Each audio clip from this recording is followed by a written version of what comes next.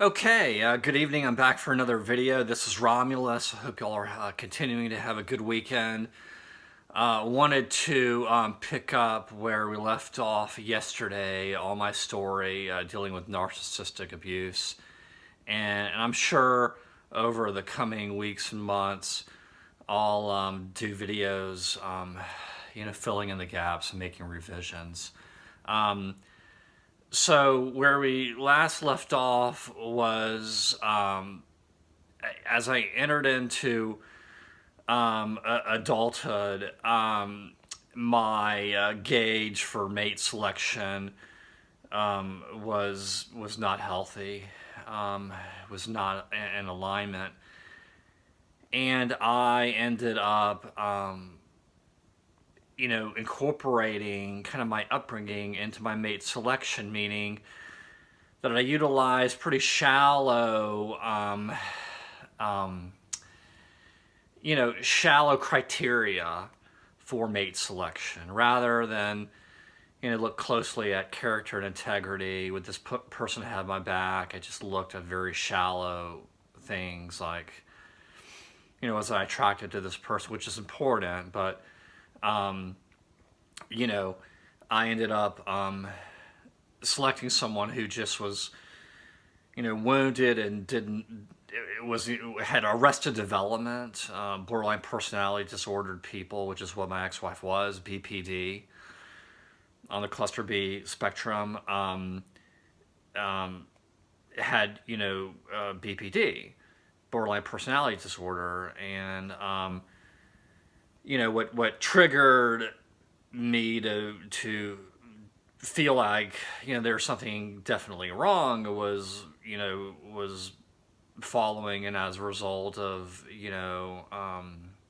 anger rages, and I began to research that and discovered rageholism, and then I was exposed to then narcissistic personality disorder, BPD, and all of that the same way everyone else discovers it.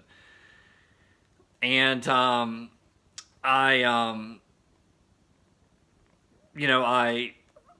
did not have a good baseline with which to select a mate, and BPDs, her father abandons them, and they put you on a pedestal and then devalue you and love bomb you and all of that, and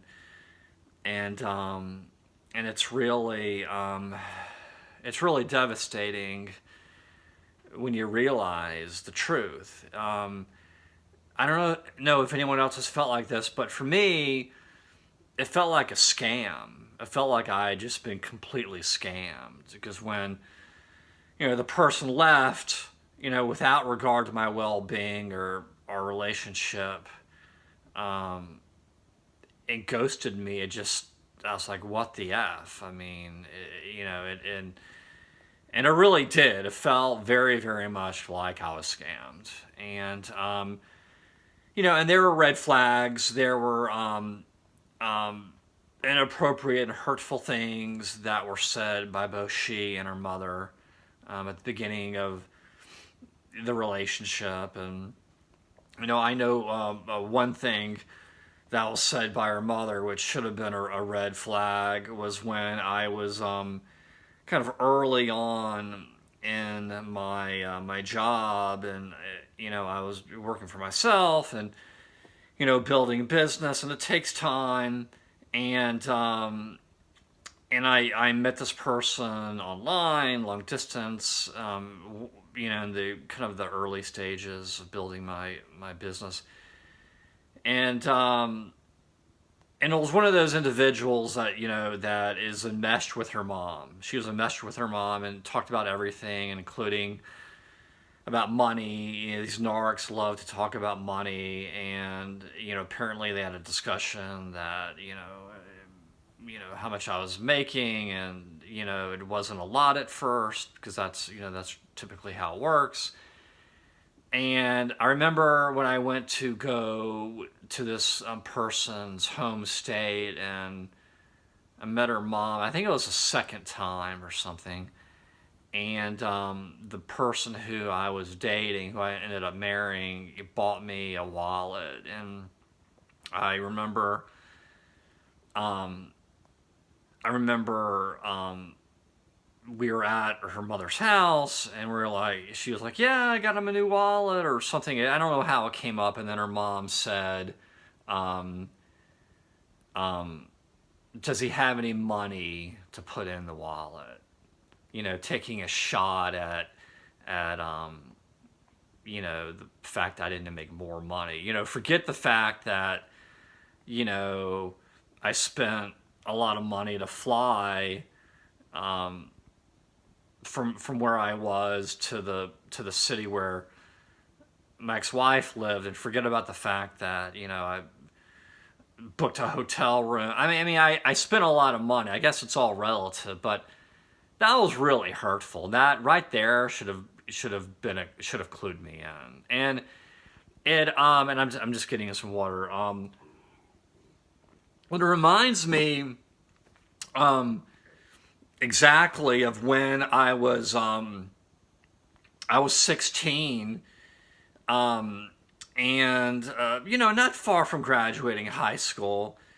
And I think I got like an invitation from a college in another state, in the state over from where I am, about some type of like fraternity party. And I've never been a good student. Did not do well in school. Because just have different learning disabilities, which I overcame. It's okay. And I remember I was like really excited, and I was in the kitchen of the home where I grew up, and my my mom. I remember my mom said, "You can forget about this party because you would never get into this college." Now this was a college. This is not like Harvard or Yale. Or Colgate or whatever, or some Ivy League school. It's still a good school, but it was in another region of the country, and it was also at a time where pretty much anyone, if they wanted to go to this school, they could get in. And so,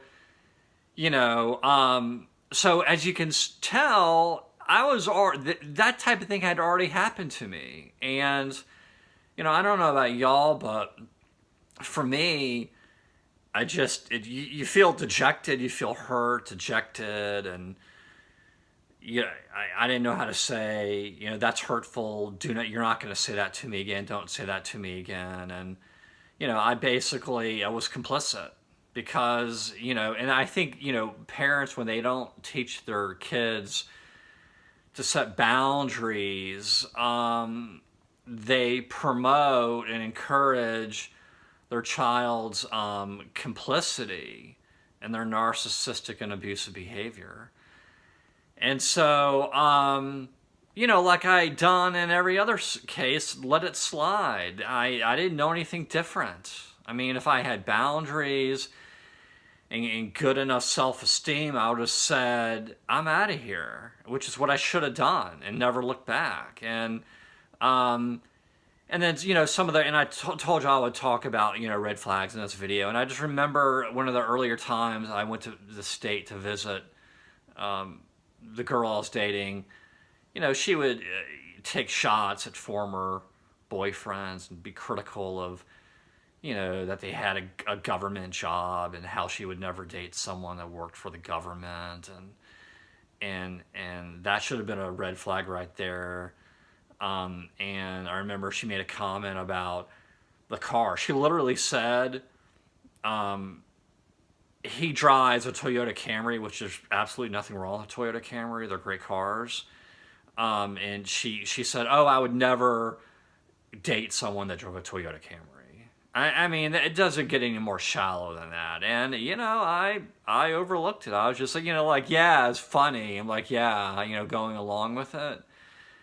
Kind of like what you did when you were a teenager or younger, and instead of speaking up, which is what I should have done, or just said after that last trip, "You know what, I don't think we're a good match," but I didn't do that.